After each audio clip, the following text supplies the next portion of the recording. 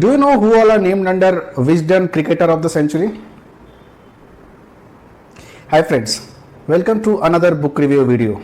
But let me tell you, this is not just another book review, but this is a review of Shane Warne's autobiography. The player who have been named under Wisden Cricketer of the Century alongside Sir Don Bradman, Sir Vivian Richards, Sir Garfield Sobers, Sir Jack Hobbs. This is a book review of a player who have bowled that magic ball of the century when he got out Mike Getting, right? So this is not just any other book review, but this is Shane Warne's autobiography, No Spin, written with Mark Nicholas. Before we go to Shane Warne, I'm sure you already know who Mark Nicholas is, the famous commentator of our time. I still remember his lines in 2011 World Cup, like you can't be their man again, right? But anyways, let's come back to the book. So in this book, Shane Warne have given detail of everything, starting from his personal life, his grandparents, his wife, girlfriend, and then cricket he have been attached with for so long, right? So he have started with mentioning about his grandmother. She came from Germany at some point of time. He have talked about his grandparents who worked so hard to get settled in Australia. They were really hard working. He have talked about his family, his father and mother who have always supported him. They had to struggle a lot, but all in all, as per Shane Warne, they were always a good to do family. Shane Warne was also being supported by his family to go to play in England even before he played for Australia, right? Written a lot about his family. I mean, you will find 80 to 100 pages about his family life. On that note, this book is around 410 pages in total. Moving from his family, he have also mentioned about his wife, his X number of girlfriends. I mean, there have been many. He have tried to mention as many as he can. He have also talked about his daughter and son. Talking about his marriage, they got divorced.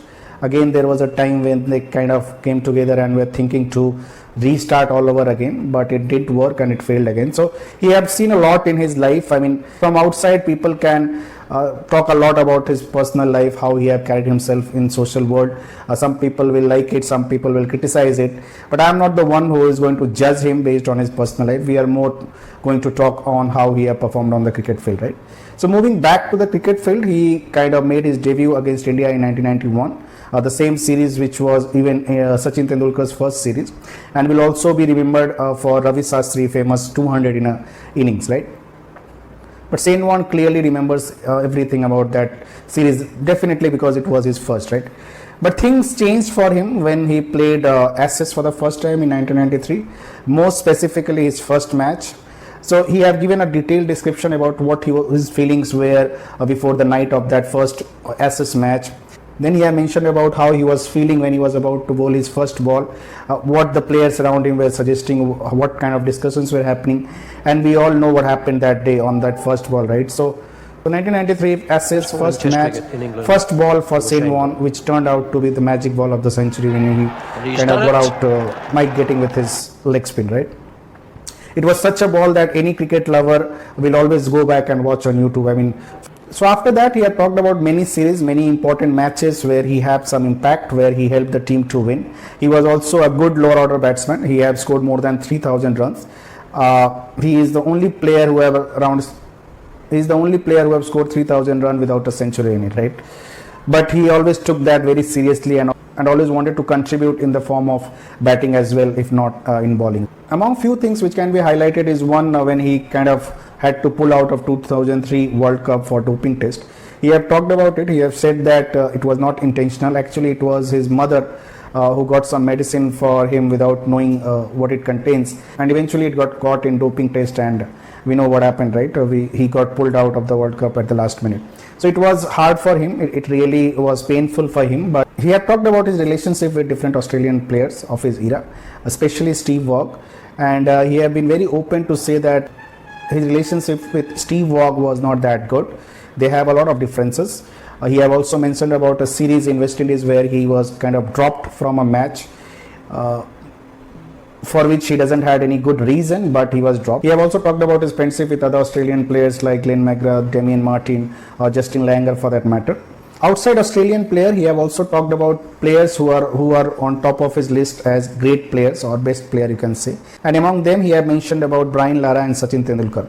And he have also given the differences he see in both the greats. If he have to had someone bad for his life, it will be Sachin Tendulkar if required.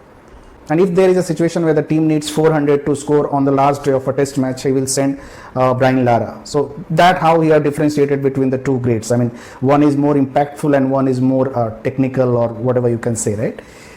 So that is on his top players of his era. Finally, he kind of took retirement in 2007 from international cricket, but even after his retirement, he played for county, and most importantly, he played for IPL. So he was part of that 2008 IPL season, which was also inaugural season for IPL. He played for Rajasthan Royal as both captain and coach, and as we know, Rajasthan Royal also won the inaugural season of IPL. I mean, it was that time when the world actually realized his skills as captain. While talking about IPL, he had mentioned one particular incident where he clearly wanted to show the difference in belief of players from different country. It might be cultural also. So the incident was in that first season, every Rajasthan Royal players were kind of allotted a similar room, which was maybe one bedroom room in the hotel they were staying. And he saw Mohammad Kaif kind of having a discussion or argument with receptionist that how can he be allotted a single bedroom. He was already Indian international player, right? So he had to walk to him and explain him that it was not only him, but every other player have got a similar room. This was more to build a team culture, that stating that everyone in the team is equal, right? With this incident, he wanted to prove that the player in India is kind of rated very highly. They become star very quickly, and they start feeling like star, and it's really hard for them to feel ignored. Another important point from this book I got is his attitude towards game. So he have talked about it, and we all know how Australia have played their cricket in Saint Warne's era, right? They were very hard on opponent, and they were playing every match to win. I mean, as a cricket lover, when we used to see them play on TV, for us sometimes it was really hard what kind of behavior they are showing. I mean, cricket should not be played in the way they are playing, right? So these were our views when we used to see them on field. But as per him, it was like every game was a battle for them, and they really want to win, and every opponent was enemy. I mean, they were not doing any charity, and they had to win no matter what. He have also mentioned about the incident where Smith and Co kind of got involved in that ball tampering, and after that, as we know, Australian cricket wanted to change people's or world's perspective against them on how they play. For Saint Warne, it was kind of bad what the Smith and Co have done. It was really bad, and they should have been punished, but he was totally against with the change in how Australia should play. I mean, how can you change what you have been doing till now, which have given you success, right?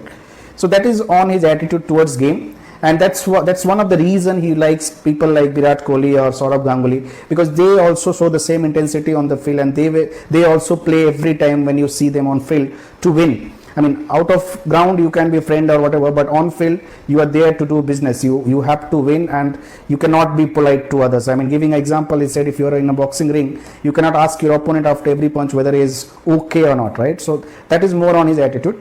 So all in all, it's a good book. A big book, of course, but a good read. I mean, initial some pages you might not like that much because you will not be able to relate to the places here mentioned. But once the discussion on cricket starts, it's really amazing to read. And full credit to Mark Nicholas for writing this book. So thank you for watching, and if you like the video, please like and subscribe. It definitely helped me to keep motivated to make more such videos, right? So thank you again.